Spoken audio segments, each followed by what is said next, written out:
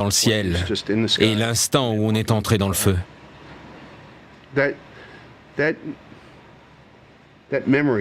Je n'oublierai jamais ce moment. Mes hommes étaient motivés et n'avaient pas peur. Ils étaient extrêmement dévoués et ne pensaient pas à eux-mêmes.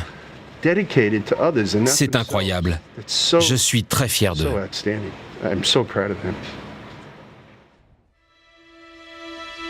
La ville est paralysée. Les dégâts ne touchaient pas seulement le métro. Sur les lignes du métro North, un train de banlieue, l'Hudson River avait débordé et un bateau de 12 mètres de long était en travers des rails. À ce moment-là, on ne se rendait pas compte de la gravité de la situation. Il y avait carrément des rivières souterraines. Ces tunnels étaient remplis d'eau. Quand je suis descendu et que j'ai vu de l'eau partout, je n'en suis pas revenu. Depuis 20 ans que je travaille ici, je n'ai jamais vu une chose pareille.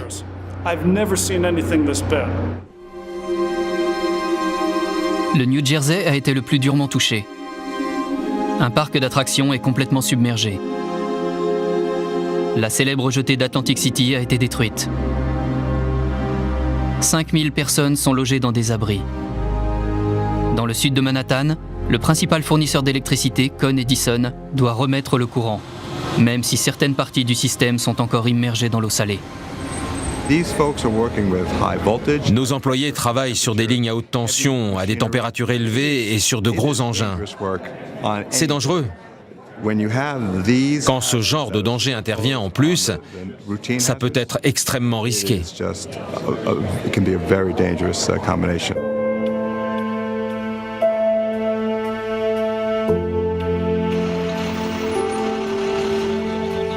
L'essence est rationnée. Les livraisons de nourriture ont du mal à parvenir jusqu'à la ville. New York doit tout à ses infrastructures, mais sans électricité, elle est paralysée.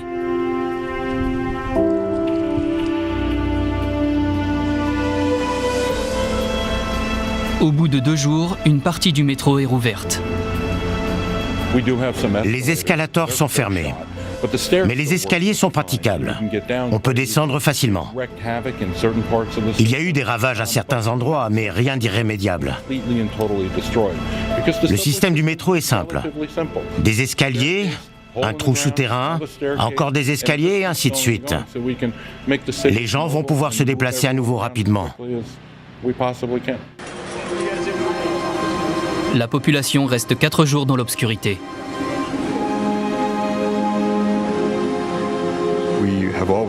On a toujours cru avoir le meilleur système électrique au monde.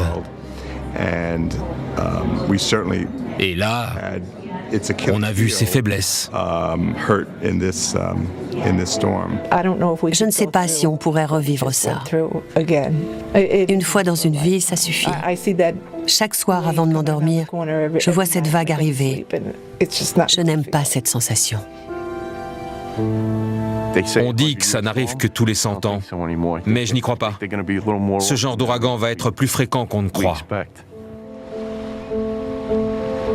Avec le temps, on réutilise le nom des ouragans, sauf ceux dont la réputation mortelle est gravée dans les livres d'histoire. Aucun autre ouragan ne portera le nom de Sandy.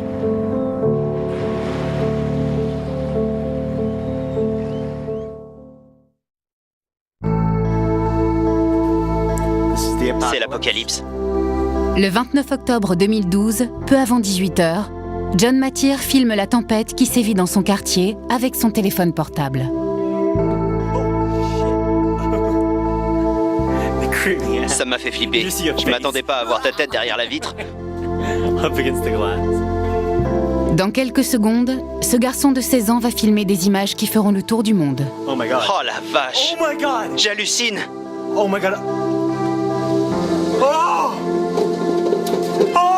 J'y crois pas. Les arbres! Notre arbre est tombé!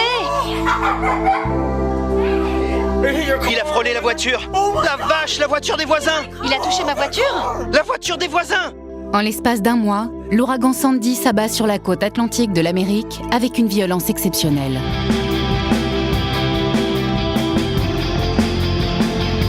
Au cours de son périple, des Caraïbes jusqu'au nord de la côte est des États-Unis, ce cyclone tropical est filmé sous toutes les coutures par les témoins du désastre, avec leur téléphone ou leur caméra vidéo.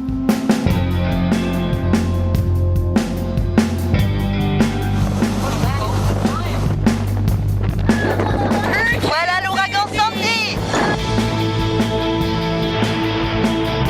À peine enregistrés, ces documents amateurs sont diffusés sur Internet et visibles dans le monde entier.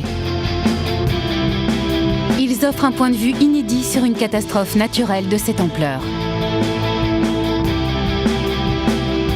Avec l'autorisation de leurs auteurs, nous avons utilisé ces images pour vous présenter l'ouragan Sandy, l'un des plus gros cyclones qui ait jamais frappé les États-Unis. Je vais tourner une vidéo pour que vous puissiez voir les dégâts dans mon quartier. La rue est bloquée par les arbres et la plupart des voitures sont HS.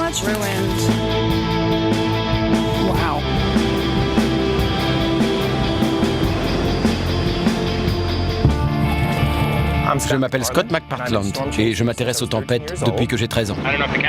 Je ne sais pas si on le verra à l'image, mais il y a déjà un beau tourbillon. Ça promet.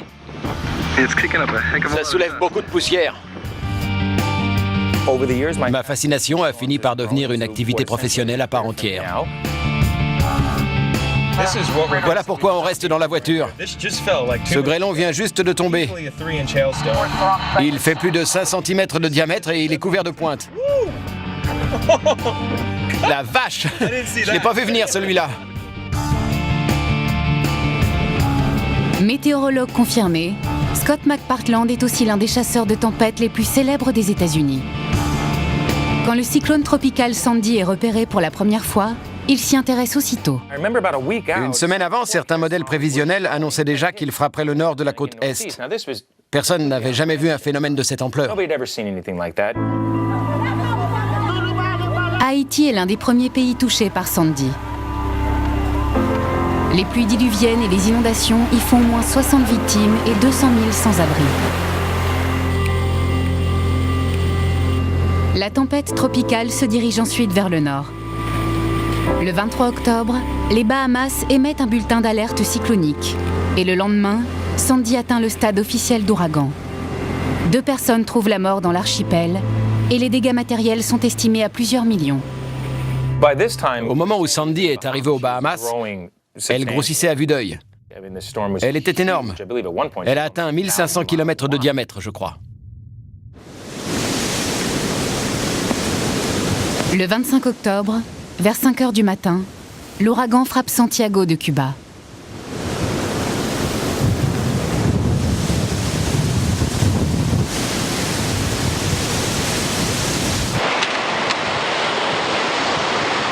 Vanessa et Kieran Ash, 2 Anglais de 25 ans, célèbrent leur mariage dans la station balnéaire de Guardalavaca en compagnie d'une quinzaine d'invités.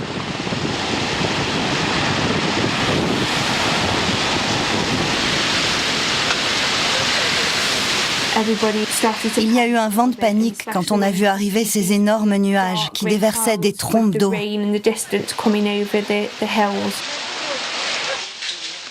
Vanessa et son mari se réfugient dans la salle de bain de leur chambre d'hôtel avec leur petite fille de 2 ans. Le vent grondait autour de l'hôtel et sifflait à travers les aérations. On entendait des objets qui venaient percuter les murs extérieurs. C'était vraiment angoissant.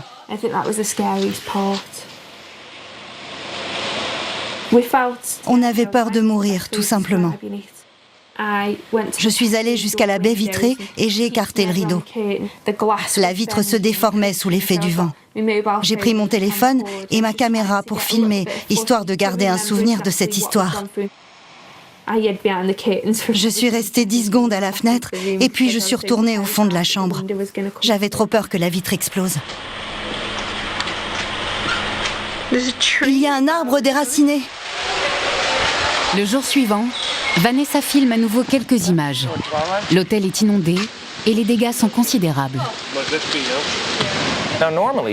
Habituellement, à cette période de l'année, quand un cyclone tropical remonte vers le nord, il rencontre un front froid qui le pousse vers l'est et la haute mer. Dans l'océan Atlantique, un paquebot de croisière se retrouve en pleine tourmente. Parmi ses 2000 passagers, certains filment les effets de la tempête et diffusent leurs vidéos sur Internet.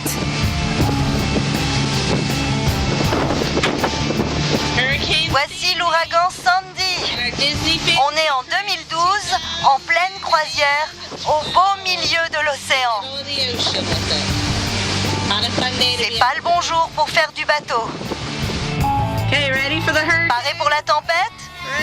C'est parti! Voilà l'ouragan Sandy!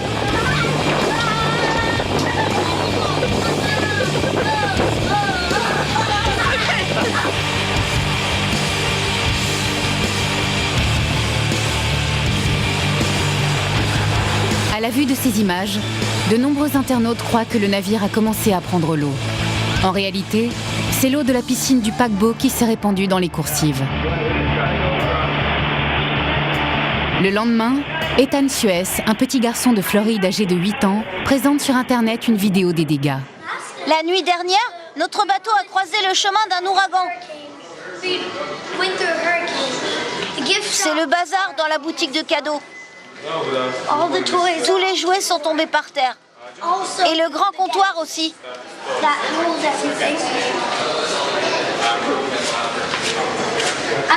Ça m'a étonnée parce que c'est un gros meuble très lourd.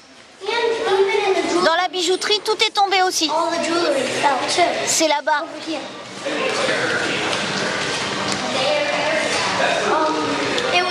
Ça secouait beaucoup cette nuit.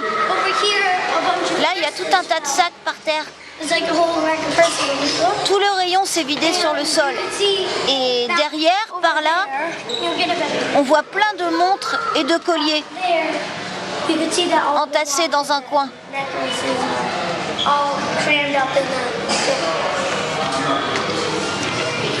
La tempête a cassé beaucoup de choses la nuit dernière. Sandy n'a pas pu partir vers le large à cause d'un autre cyclone situé au-dessus de l'Atlantique Nord, l'ouragan Tony. Il lui a bloqué la route et l'a repoussé vers la côte est des États-Unis. Sandy s'est retrouvé coincé entre Tony et cette grosse dépression. Et le front froid l'a entraîné vers les côtes du New Jersey. On n'avait jamais vu un phénomène pareil.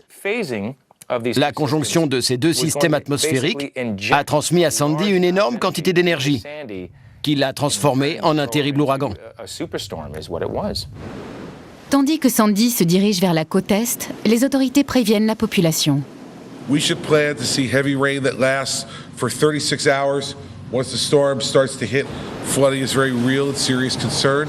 Hard reality is that even if we do everything, we can't stop the storm.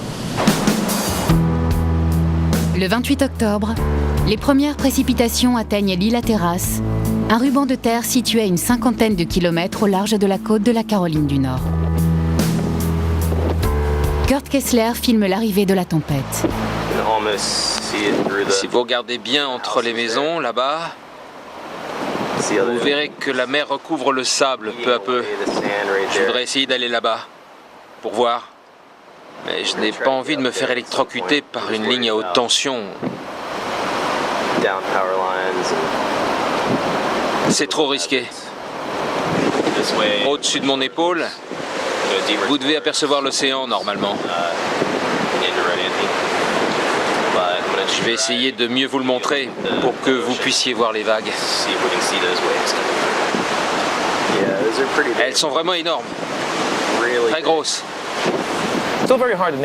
Il était difficile de savoir à quel endroit Sandy allait frapper en premier. Mais vu sa taille, on savait que toute la côte serait touchée.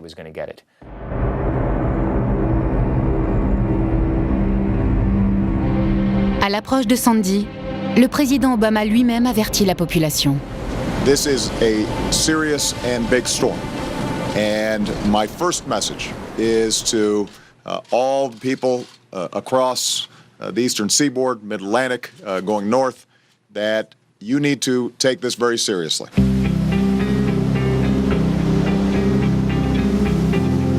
Malgré les avertissements, de nombreux curieux s'aventurent sur les plages pour filmer la tempête.